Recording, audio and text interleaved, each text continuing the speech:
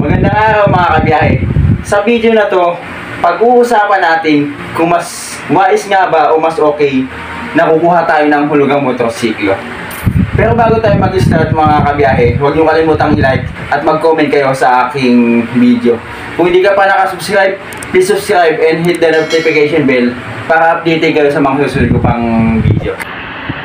Alam naman natin mga kabiyahe kung gaano kataas ang interest rate kung kukuha tayo ng installment ng motor compare sa ika-cash natin yung motor, no? Pero dun tayo mga kabiyahe sa katotohanan, no?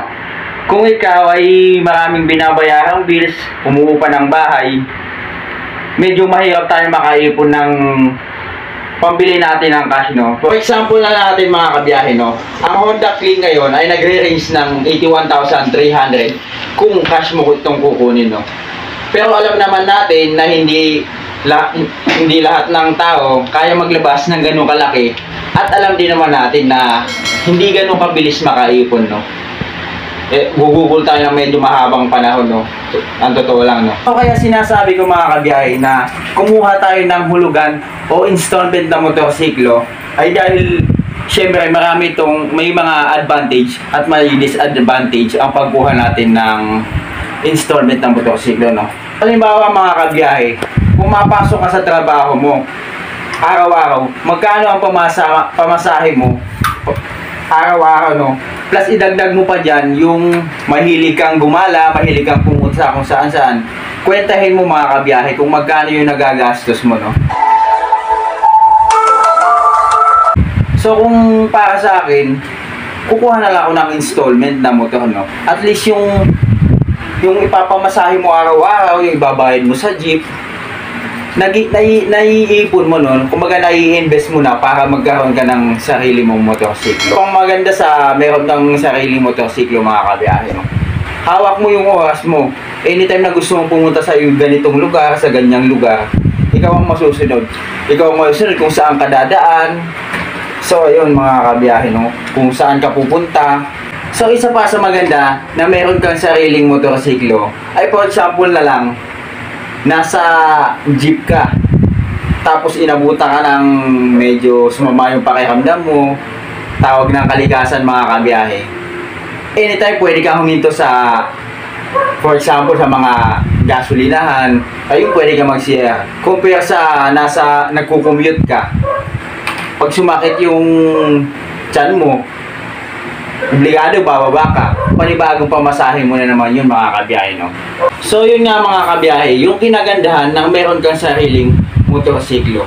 Pero hindi naman laging okay, no? Hindi ko naman sinasabing kumuha kayo ng hulugang motorsiklo.